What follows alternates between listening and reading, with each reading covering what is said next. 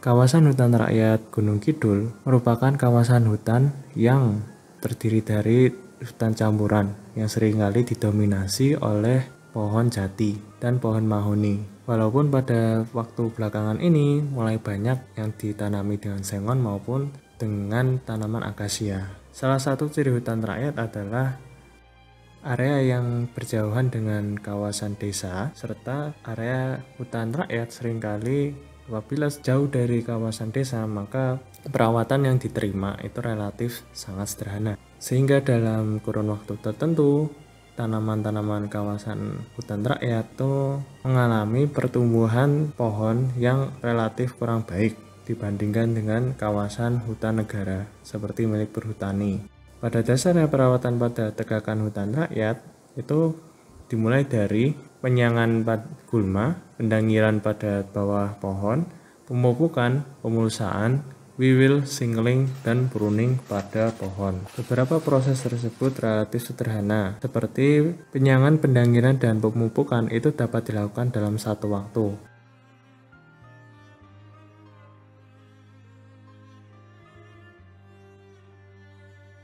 Salah satu proses yang pertama dilaksanakan adalah penyangan gulma yang dapat sekaligus dilaksanakan dengan pendangiran. Nah, penyangan gulma ini untuk membersihkan gulma-gulma apabila pada pohon-pohon yang masih kecil itu untuk mengurangi persaingan pada akar tanaman pohon. Lalu proses pendangiran yaitu membalikkan tanah itu dapat dilaksanakan bersamaan dengan penyiangan karena pendangiran dapat memotong atau membalikkan tanah sehingga gulma-gulma itu dapat dicabut dari tanahnya. Nah, fungsi dari pendangiran ini sendiri itu agar membuat aerasi tanah lebih baik serta merubah tekstur tanah agar lebih gembur. Nah, bersamaan dengan pendangiran itu dapat dilaksanakan pemupukan. Pemupukan pada kawasan pohon-pohon yang muda pada umur 1 tahun itu dapat menggunakan pupuk NPK, tapi sedikit saja, 10 gram setiap kali pemupukan, atau menggunakan pupuk kandang. Nah, untuk pupuk kandang sendiri ini lebih baik karena relatif aman pada tanaman muda dan dapat diberikan pada tanaman yang relatif lebih tua sampai umur 3 tahun. Nah, untuk langkah selanjutnya setelah dilakukan pendangiran dan pemupukan adalah pemulsaan. Nah, pemulsaan ini secara garis besar adalah hasil dari pendangiran dan pemupukan itu ditutupi dengan daun-daun kering jati ataupun daun-daun basah yang hasil dari pruning sebelumnya. Tujuan dari pemulsaan itu adalah yang pertama pada musim kemarau itu untuk mengurangi penguapan pada tanah, dan pada musim penghujan mengurangi erosivitas, mencegah terjadinya kehilangan unsur hara pada permukaan tanah. Ini adalah yang diberi pupuk dan ditutupi mulsa. Mulsanya sendiri itu dari tanaman-tanaman yang dibersihkan sekitarnya. Untuk perawatan pohon bagian atas, yang selanjutnya adalah yang paling mudah adalah wiwil. Wiwil ini yaitu pemotongan tunas kecil di batang utama. Ini seringkali terjadi pada pohon jati, di mana pada batang utama itu tumbuh tunas-tunas kecil. Nah, tunas-tunas ini dapat dipotong agar mencegah menjadi ranting. Nah, pemotongannya cukup menggunakan arit ataupun gunting biasa, itu sudah cukup. Pruning itu adalah kegiatan pemangkasan cabang-cabang kecil pada pohon yang bertujuan memperbaiki kualitas batang dan mengurangi mata kayu. Nah, pruning yang benar itu nanti dilakukan serapat mungkin dengan batang utama dan tidak boleh ada kulit yang terbuka untuk mencegah hama penyakit. Nah, untuk alatnya sendiri itu nanti dapat menggunakan parang atau golok atau menggunakan gergaji atau gergaji pruning dan gunting pruning. Nah, fungsi utama dari pruning itu selain meningkatkan kayu itu juga membantu petani untuk mendapatkan kayu bakar. Dan serta daun-daun yang jatuh itu dapat digunakan sebagai bahan pemulsaan.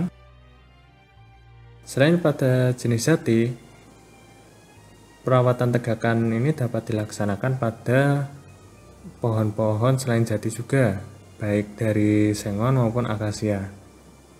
Jadi salah satu fungsi dari pruning lainnya adalah selain menghilangkan ranting yang di area bawah di dekat dengan tanah untuk mendapatkan misalnya kayu bakar dan mencegah pertumbuhan batang yang menjadi kurang bagus. Salah satunya adalah ketika pada musim kemarau, sebisa mungkin untuk mengurangi dampak dari kebakaran hutan, salah satunya adalah melakukan pengurangan ranting-ranting yang berdekatan dengan tanah untuk mencegah api yang misalnya menjalar di permukaan tanah itu naik ke tajuk. Lalu proses selanjutnya adalah shingling. Nah, shingling ini bisa diartikan adalah penunggalan. Terdapat 2 batang pada satu satu pohon, sehingga perlu dilakukan penunggalan. Sebagai petani, kita harus mencari batang utama yang pertumbuhannya relatif lebih baik dibanding batang sekundernya, batang keduanya, sehingga kita memilih batang utama supaya pertumbuhan pohon itu fokus pada batang yang bagus. Nah, hal ini terjadi terutama pada terobosan pohon, sehingga menumbuhkan banyak cabang dan kita harus memilih cabang mana yang perlu kita utamakan pertumbuhannya supaya perakaran pada pohon itu fokus pada satu batang.